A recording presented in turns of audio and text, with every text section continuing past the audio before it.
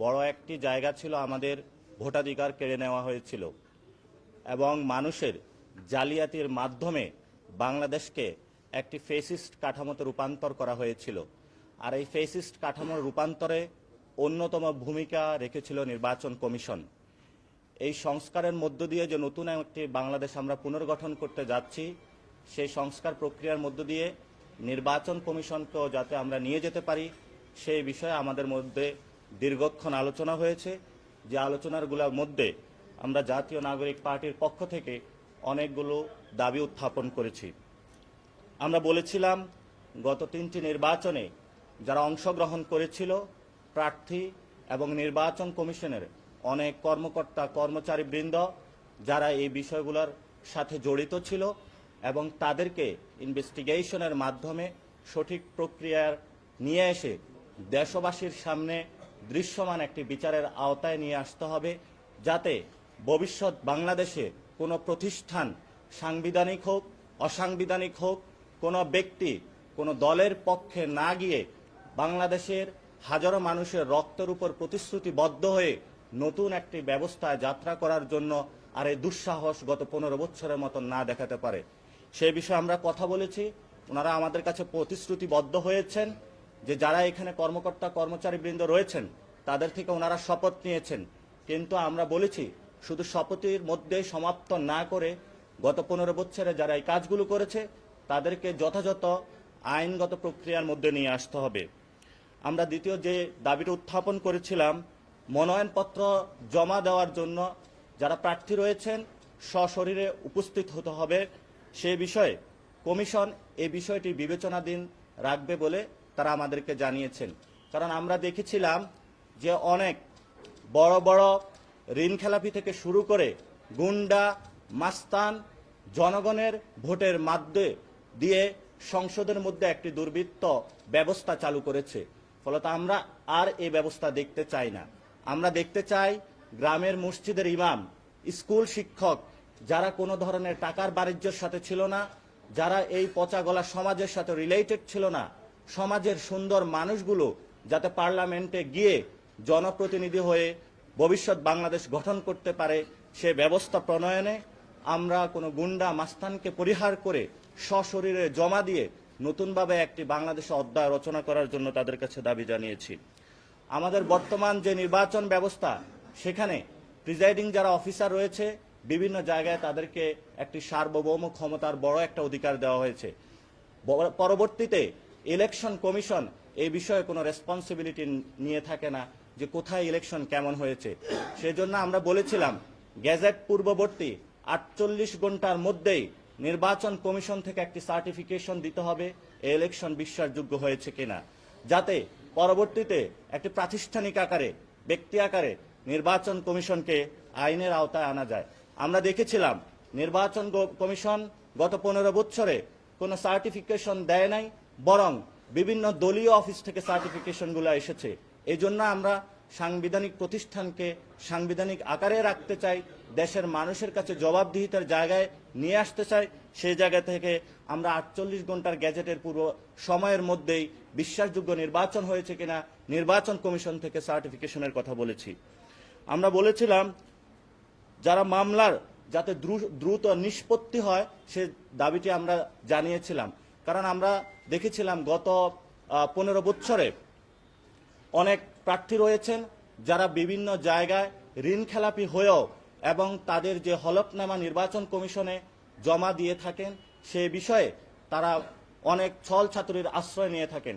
সে বিষয়ে আমরা তাদের কাছে দাবি জানিয়েছিলাম যাতে নির্বাচনের 3 মাস পূর্বেই যারা হলফনামা বিশ্বাসযোগ্য কিনা এই বিষয়গুলা বিভিন্ন ইনভেস্টিগেশনের মাধ্যমে করে দ্রুত এটি মামলার মাধ্যমে এবং দ্রুত তাদের যে কাগজপত্র রয়েছে সেগুলো চেকের মাধ্যমে দ্রুত নিষ্পত্তি করা হয়, সেই বিষয়টা বিবেচনাধীন করার জন্য আমরা তাদের কাছে জানিয়েছি। তারা বিষয়টি বলেছিলেন যে এই বিষয়ে তারা সম্মত হয়েছেন এবং তারা এটা ভবিষ্যতে কাজ করবেন বলে জানিয়েছেন। র্যাঙ্কিংয়ের সর্বোচ্চ উপরের জায়গায় অবস্থান করছে এই নির্বাচন বিধিমেলা এবং আচরণের জায়গা থেকে মানুষকে কষ্ট দেওয়ার উপরে। সে জায়গা থেকে আমরা তাদেরকে বলেছিলাম যে ভবিষ্যৎ বাংলাদেশে আমরা এই ধরনের পুরাতন সিস্টেমের আচরণবিধি, পুরাতন সিস্টেমের যে নির্বাচনী ব্যয়ের যে সিস্টেমটা রয়েছে, যে প্রত্যেক ব্যক্তি প্রার্থী যারা রয়েছেন, দল যারা রয়েছেন, আনলিমিটেড ভাবে ব্যয় করে থাকে এবং বাংলাদেশে যে ভোটারদেরকে ক্রয়ের মাধ্যমে যে মানুষের ভোটাধিকার যে কেড়ে নেওয়ার যে সিস্টেম সেদিকে বের হয়ে আসার জন্য তারা এই বিষয়ে বিবেচনাধীন এবং তারা কাজ শুরু করেছেন এবং তারা সুন্দর একটি বাংলাদেশের মানুষের কাছে গণ অভ্যুত্থান পরবর্তী ইলেকশন উপহার দেওয়ার জন্য বিষয়ে সম্মত হয়েছেন।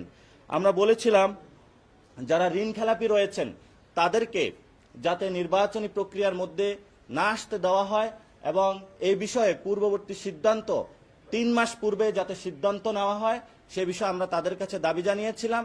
সে বিষয়ে তারা সম্মত হয়েছেন এবং তারা এই বিষয়টি বিবেচনাধীন রেখেছেন। কমিশনে যখন মিটিং হবে সেখানে তারা উত্থাপন করবে, সর্বসম্মতিক্রমে তারা এই বিষয়ে সিদ্ধান্ত নেবেন।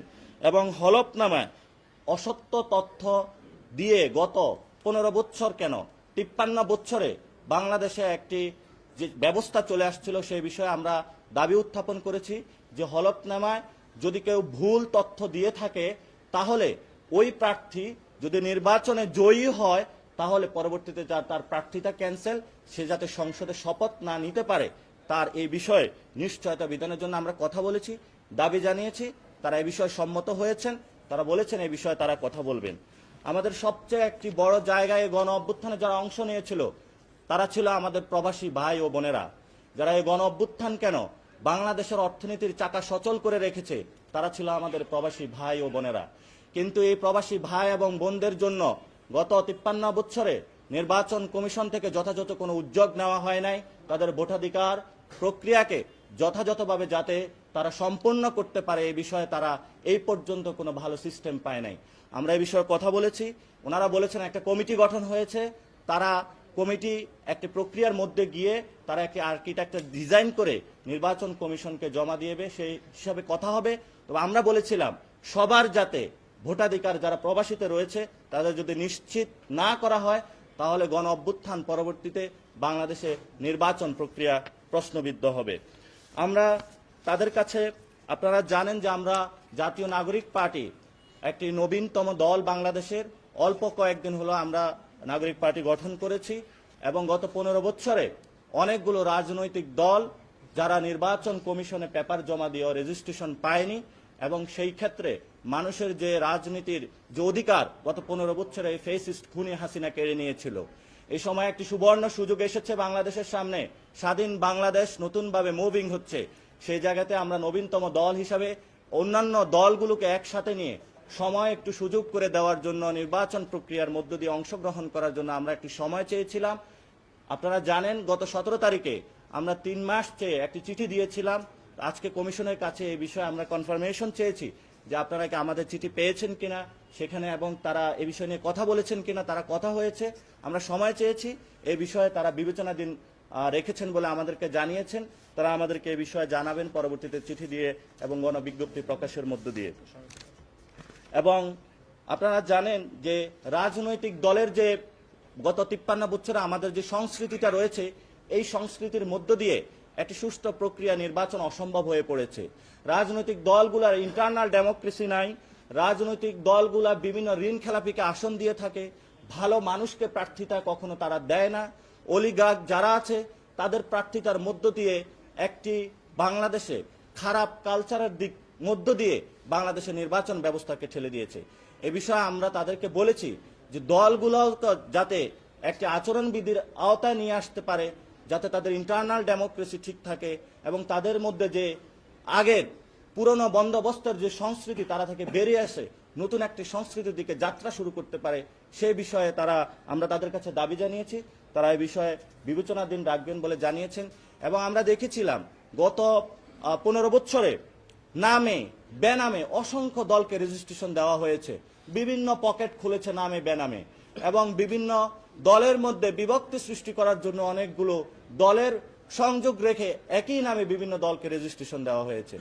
এবং বাংলাদেশে যে দলগুলো বর্তমানে রয়েছে সেখানে অনেক দলের জাস্ট তাদের অফিসও নাই অনেক দলের, কিন্তু তারা নির্বাচনী প্রক্রিয়া অংশগ্রহণ করতে চাচ্ছে। আমরা সেখানে বলেছিলাম যে বাংলাদেশ স্বাধীন বাংলাদেশ নতুনভাবে যাত্রা শুরু হয়েছে, যাতে দলগুলো 5 বছর পর পর যে নবায়নের যে সিস্টেম নতুন করে করতে হয় ইলেকশন সামনে যে প্রক্রিয়াটা শুরু হবে আগামী ইলেকশনে, যাতে প্রত্যেকটা দল নবায়নের মধ্য দিয়ে সকল শর্ত পূরণ করে যেতে হয় সে বিষয়ে আমরা দাবি জানিয়েছি। তারা এই বিষয়ে সম্মত হয়েছেন এবং তারা কথা বলবেন। এবং আপনারা জানেন যে বদিউল আলম স্যারের নেতৃত্বে যে ইলেকশন নিয়ে একটি সংস্কার কমিশন গঠন হয়েছে এবং আমরা তাদেরকে জানিয়েছিলাম যে সংস্কারের প্রত্যেকটি রিপোর্টের পাতা বাই পাতা, ওয়ার্ড বাই ওয়ার্ড এর প্রয়োগের মধ্য দিয়েই আগামীতে একটি ইলেকশনে যেতে হবে। পুরাতন যে সিস্টেম রয়েছে ধরমারি প্যারেকে কাট যে প্যারেক মারের যে একটা সিস্টেম, যে যখন ইচ্ছা তখন 5-6 মাস সময় নিয়ে দ্রুত একটা ইলেকশন আয়োজন করে দেওয়া, একটি সাংবিধানিক প্রতিষ্ঠানকে নষ্ট করা, এই সুযোগ ছাত্র জনতা এবার আর দিবে না। এই জন্য আমরা তাদেরকে বলেছিলাম যে নতুন বাংলাদেশে আপনাদেরকে একটি সুন্দর প্রক্রিয়ার মধ্যে দিয়ে যেতে হবে।